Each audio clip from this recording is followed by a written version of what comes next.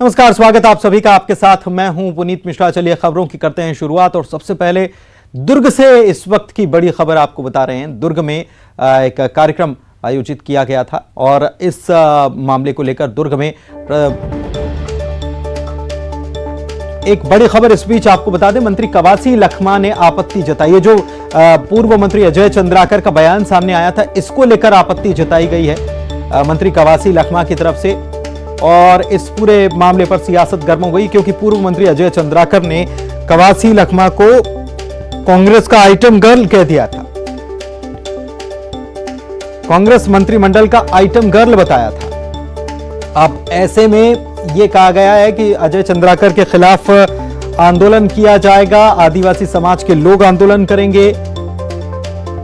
आपत्ति जता चुके हैं मंत्री कवासी लखमा। उन्होंने यह भी कह दिया है कि वे इस बात को लेकर बेहद आहत हैं क्योंकि अजय चंद्राकर ने जो बयान दिया है उससे वो बहुत आहत हुए हैं और उन्होंने केवल अपना नहीं बल्कि इसे पूरे आदिवासी समाज का अपमान बता दिया है।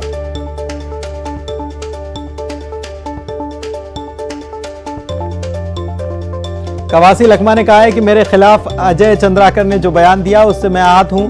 उन्होंने आरोप लगाया कि बीजेपी कमजोर आदमी को दबाने का काम करती है। इस मुद्दे को लेकर वे सड़क से लेकर सदन तक लड़ाई लड़ेंगे। उन्होंने कहा कि चंद्राकर का बयान पूरे आदिवासी समाज का अपमान है और जब तक वो माफी नहीं मांगेंगे उन्हें बस्तर में घुसने तक नहीं दिया जाएगा। उनके खिलाफ कानूनी लड़ाई भी लड़ी जाएगी। ये भी कवासी लखमा की तरफ से बयान आया है।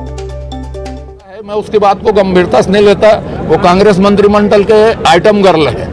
मैं उसकी बात को गंभीरता से नहीं लेता। वो कांग्रेस मंत्रिमंडल के आइटम गर्ल है। मैं उसकी बात को गंभीरता से नहीं लेता। वो कांग्रेस मंत्रिमंडल के आइटम गर्ल है। मैं खुद आत हूँ, सुदूर अंचल बस्तर से चुनाव जीत के आता हूँ। बोरसी जनता पार्टी का यही मानसिकता है, कमजोर आदमी को दबाने का काम। आज सिद्ध हुआ है कि अजय चंद्राकर ने मेरे जैसा आदमी, मैं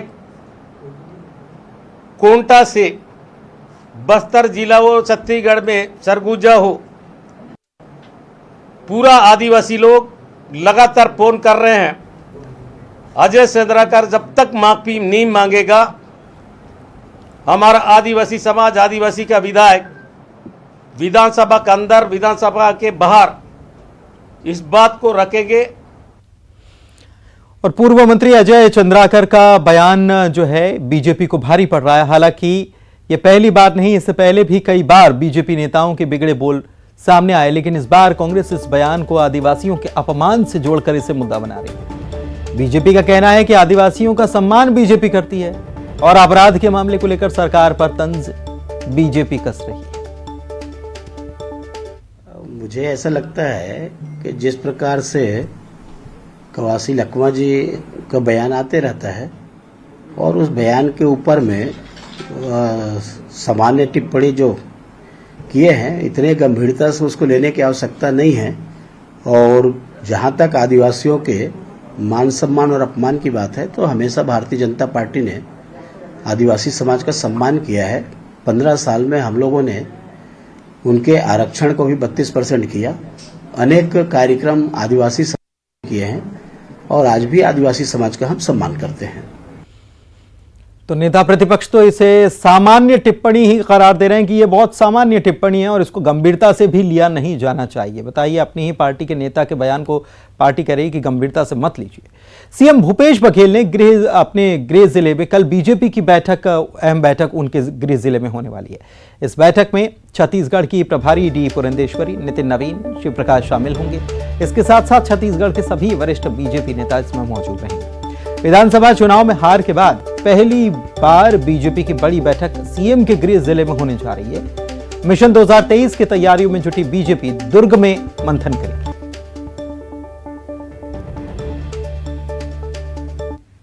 कार्य समिति की बैठक हैदराबाद में संपन्न हुई। उसके बाद में प्रदेश के पदाधिकारियों की बैठक रखी गई है और इस पदाधिकारी की बैठक में जो राष्ट्रीय कार्य समिति के जो विषय हैं, उन विषयों का वहाँ पर क्रियान्वयन, चर्चा और चर्चा के बाद में उसका क्रियान्वयन, तो उन सारे मुद्दे को लेकर के चर्चा होगी और इसीलिए प्रदेश पदाधिकारियों की बैठक उसमें बुलाई गई है। वहीं बीजेपी के प्रदेश सह प्रभारी नितिन नवीन ने कांग्रेस विधायकों से राष्ट्रपति पद की उम्मीदवार द्रौपदी मुर्मू को वोट करने की अपील की है। रायपुर पहुंचे नितिन नवीन ने कहा कि देश को अवसर मिला है आदिवासी महिला को राष्ट्रपति बनाने का। इस गौरव को छत्तीसगढ़ के आदिवासी भी इससे जुड़ना चाहते हैं। द्रौपदी मुर्मू आदिवासियों के सम्मान का प्रतीक हैं। कांग्रेस के सारे विधायकों को उनका समर्थन करना चाहिए। उन्होंने कहा कि आदिवासियों का सम्मान प्रदेश सरकार नहीं करेगी तो उसका जवाब भी मिलेगा। छत्तीसगढ़ एक आदिवासी बहुल राज्य है और यहाँ पर आदिवासियों का सम्मान हमेशा छत्तीसगढ़ में बढ़ा रहा है। हमारी सरकार ने लगातार छत्तीसगढ़ में और खास करके आदिवासियों के सम्मान के लिए हमेशा काम किया। आज देश को अवसर मिला है कि एक आदिवासी महिला को इस देश का राष्ट्रपति होने का, और इस गौरव से छत्तीसगढ़ के ट्राइबल्स भी जोड़ना चाहते हैं। उन आदिवासियों के सम्मान के प्रतीक के रूप में द्रौपदी मुर्मू नजर आ रही हैं और मुझे लगता है कि आज छत्तीसगढ़ की भूपेश सरकार को, उनके सारे विधायकों को द्रौपदी मुर्मू जी का समर्थन करना चाहिए। लेकिन कांग्रेस अलग राग अलाप रही है। मैं भूपेश सरकार को चुनौती देता हूं कि अगर उन्होंने छत्तीसगढ़ के ट्राइबल्स का सम्मान नहीं किया तो छत्तीसगढ़ के आने वाले चुनाव में छत्तीसगढ़ की जनता उनको जवाब देगी। और मेरा मानना है कि अगर छत्तीसगढ़ में जितने विधायक हैं ट्राइबल से, उनको वहाँ उन्हीं की जनता घेरेगी अगर वो ट्राइबल्स महिला का विरोध करेंगे। दुर्ग जिले में साहू समाज का शपथ ग्रहण समारोह हुआ जिसमें मुख्यमंत्री शामिल हुए। इस मौके पर उन्होंने नवनिर्वाचित सभी पदाधिकारियों को बधाई और शुभकामनाएं दी। उन्हें शपथ दिलाई।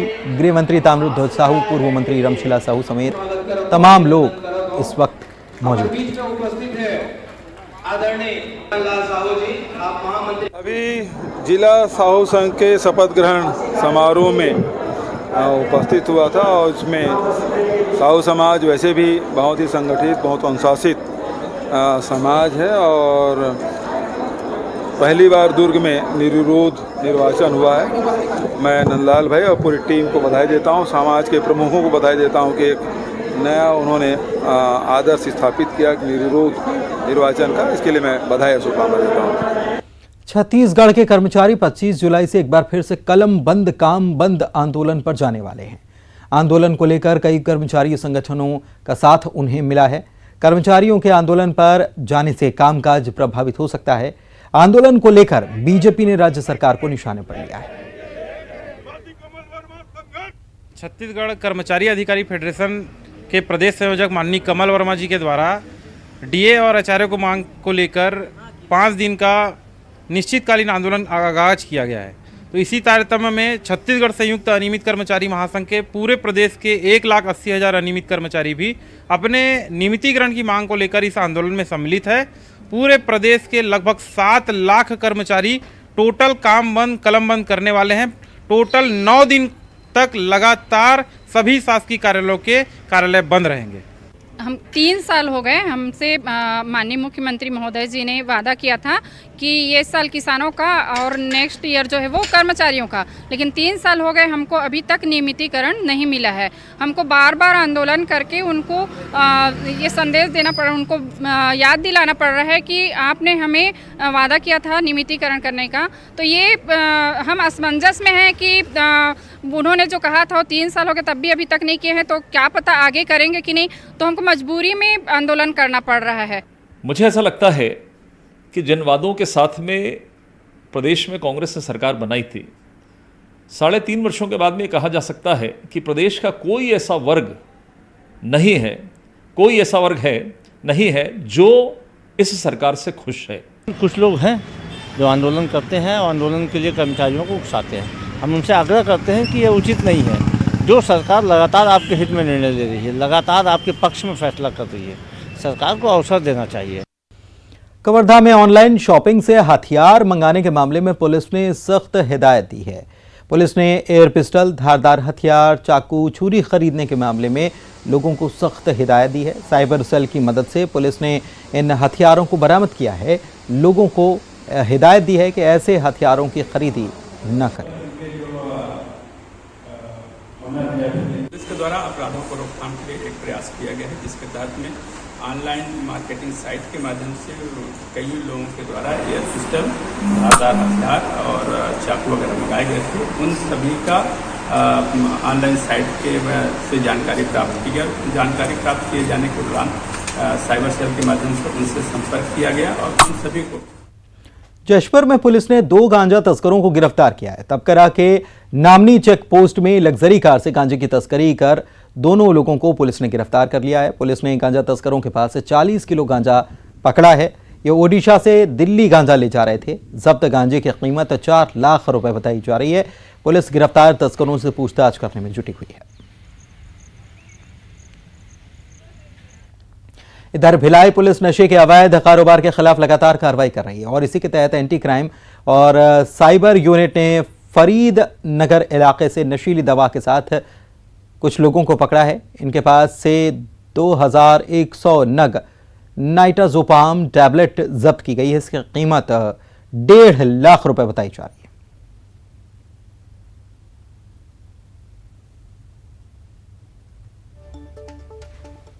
जांजगीर चांपा में पारस पत्थर के नाम पर 6 नकाबपोश बदमाशों ने बैगा को अगवा किया और परिजनों को बंधक बनाकर घर की 6 अलग अलग जगहों पर खुदाई कर पत्थर की तलाश करने लगे। पत्थर नहीं मिला तो घर में रखे हुए सोने चांदी के जेवर और रुपयों पर हाथ साफ कर दिया और बैगा को भी साथ में ले गए। फिलहाल परिजनों की शिकायत के बाद पुलिस ने मामला दर्ज कर लिया है और जांच शुरू कर दी है। गांव में जब हमारा कार्यक्रम बनने लगा तो हमको लोगों ने कहा कि स्वामी जी वो तो नक्सली गांव, तो हमने ये सुना कि कवर्धा में भी नक्सलवाद की बात चल रही है। तो अभी तो हम परिचित। मौसम विभाग ने प्रदेश में भारी बारिश की चेतावनी जारी की है। दक्षिण छत्तीसगढ़ में भारी बारिश की चेतावनी जारी की गई है। विभाग ने बारिश को लेकर रेड अलर्ट जारी किया है। बीजापुर, बस्तर, दंतेवाड़ा, सुकमा, नारायणपुर के लिए यह अलर्ट है। बालोद, कांकेर, कोंडागांव और गरियाबंद के लिए ऑरेंज अलर्ट है और राजनांदगांव के साथ धमतरी जिले के लिए येलो अलर्ट जारी किया गया है।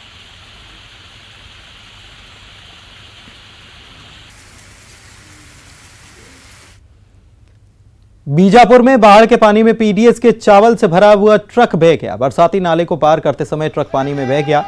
किसी तरह ट्रक के ड्राइवर ने अपनी जान बचाई। घटनास्थल पर बड़े अधिकारी पहुंचे और घटना की जानकारी।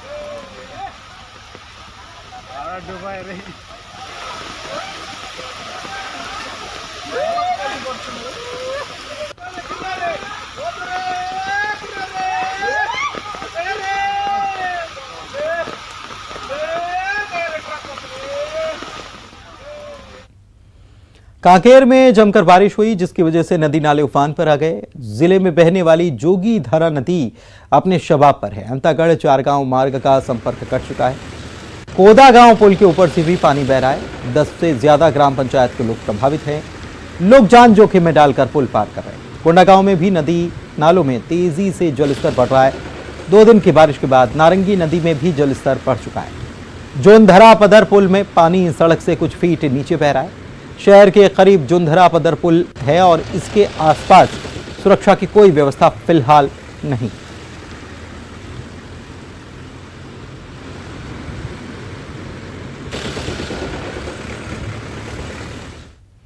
इधर कोंडागांव में नदी नालों में तेजी से जलस्तर बढ़ता जा रहा है। 2 दिन की बारिश के बाद नारंगी नदी में जलस्तर तेजी से बढ़ा है और जोंधरा पदर पुल में पानी सड़क से कुछ फीट नीचे बह रहा है।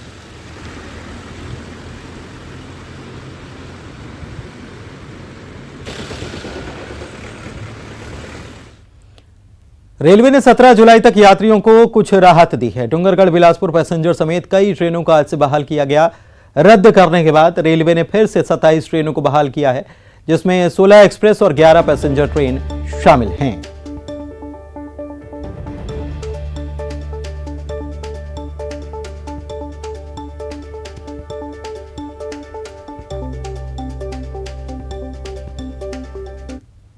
करने वाली 27 ट्रेनें एक बार फिर से पटरी पर लौट रही हैं। आप देख सकते हैं कि ट्रेनों के चलने का सिलसिला फिर से शुरू हो गया है और एक तरह से यात्रियों के लिए ये काफ़ी राहत भरी खबर है, क्योंकि पिछले कुछ महीनों से ये देखा जा रहा था कि जो ट्रेनें थी वो लगातार रद्द चल रही थी और अब रेलवे ने जो फैसला लिया है जिसमें ऐसे ट्रेनें हैं जो कि लंबी दूरी की भी हैं और इसके अलावा जो पैसेंजर ट्रेनें हैं वो भी चल रही हैं। तकरीबन 16 ऐसी ट्रेनें हैं जो कि एक्सप्रेस हैं, लंबी दूरी की ट्रेनें हैं और इसके अलावा पैसेंजर ट्रेनें तकरीबन 11 ऐसी ट्रेनें हैं जो फिर से बहाल हुई है और यात्रियों के लिए एक तरह से ये राहत भरा ही सफर कहा जा सकता है, क्योंकि पिछले कई महीनों से ये देखा जा रहा था कि लगातार ट्रेनें रद्द हो रही थी और जो ट्रेनें इस वक्त चल रही हैं उसमें ज्यादातर लंबी दूरी की ट्रेनें हैं। बिलासपुर से रीवा एक्सप्रेस है, इसके अलावा अंबिकापुर जाने वाली कई सारी ट्रेनें हैं। मेरे पास पूरी लिस्ट रखी हुई है जिसमें अंबिकापुर जबलपुर एक्सप्रेस है, रानी कमलापति संतरागाछी साप्ताहिक एक्सप्रेस है, जबलपुर अंबिकापुर एक्सप्रेस है। इसी तरह जो डोंगरगढ़ रायपुर मेमू है यानी पैसेंजर्स जो ट्रेनें हैं वो भी बहाल हो गई हैं। तो यात्रियों के लिए अभी राहत भरी खबर है। तकरीबन 17 जुलाई तक की ये ट्रेनें चलेंगी। उसके बाद की समय सारणी फिलहाल रेलवे ने अभी जारी नहीं की है। कैमरा पर्सन रोहित श्रीवास्तव के साथ देवव्रत भगत, न्यूज 18 रायपुर। तो 2.5 महीने के बाद 7 दिनों की रात और उसके बाद क्या होगा यह भी पता नहीं चला है। राजीव गांधी किसान न्याय योजना के तहत आज छत्तीसगढ़ के किसान खुशहाली का जीवन जी रहे हैं। यह देश का पहला राज्य है जहां इस योजना के अंतर्गत राज्य के किसानों का जीवन उन्नत बनाया जा रहा है। मुख्यमंत्री भूपेश बघेल की इस महत्वाकांक्षी योजना को लेकर किसानों का कहना है कि इस योजना ने उनका जीवन बदल दिया है। आदिवासी बाहुल्य सूरजपुर जिले में देवगुड़ी का एक अलग ही महत्व है, जहां आदिवासी परंपराओं के अनुसार गांव में अगर शुभ कार्य की शुरुआत होती है तो सबसे पहले बैगा पुजारी से देवगुड़ी में पूजा कराना होता है। इतना ही नहीं, किसी भी बीमारी से लेकर विपत्ति की घड़ी में देवगुड़ी में पूजा पाठ कराने से सभी दुख दूर हो जाते हैं। ऐसे में पूर्ण आदिवासियों वाले गांव में एक देवगुड़ी जरूर होता है, जहां एक ही कुल के बैगा पुजारी वर्षों से यहां पीढ़ी दर पीढ़ी पूजा करते आ रहे हैं। इन पुजारियों को ग्रामीण खुद चंदा एकत्रित करके कुछ मानदेय देते हैं, लेकिन इस आस्था के केंद्र देवगुड़ी और बैगा पुजारी पर किसी ने ध्यान नहीं दिया। शासन सत्ता बदलते रहे लेकिन देवगुड़ी की आस्था बरकरार रही और उसी आस्था पर पहली बार मुख्यमंत्री भूपेश बघेल ने भरोसा जताया। हमारे आदिवासी बहुल मूल्य क्षेत्र में एक आस्था बना हुआ है गांव की देवगुड़ी, जिसमें हमारी कोई भी संकट आता है हमारे गांव में या कोई भी कार्य करने से पहले हमारे गांव की देवी देवता जो है यहाँ की जो आस्था है वहाँ पहले पूजा होता है, इसके बाद हम कोई भी कार्य को चालू करते हैं। हमारे पूजा पाठ का करने का व्यवस्था में अब सरकार भी लाभ दे रहा है तो हम बहुत खुशी हैं। प्रदेश के मुखिया ने देवगुड़ी के उन्नयन के लिए 5-5 लाख रुपए की घोषणा के साथ बैगा पुजारी को साल में 7,000 रुपए मानदेय के रूप में देने की घोषणा की है। मुख्यमंत्री की इस घोषणा से जहां पुजारी बैगा बेहद खुश हैं, वहीं आदिवासी समाज के लोग मुख्यमंत्री को धन्यवाद देते नहीं थक रहे। बहरहाल सूरजपुर जिले के आदिवासी बाहुल्य 9 पंचायतों में देवगुड़ी उन्नयन के लिए प्रशासन पूरी तैयारी कर चुका है और इन देव स्थलों पर अब विकास हो सकेगा।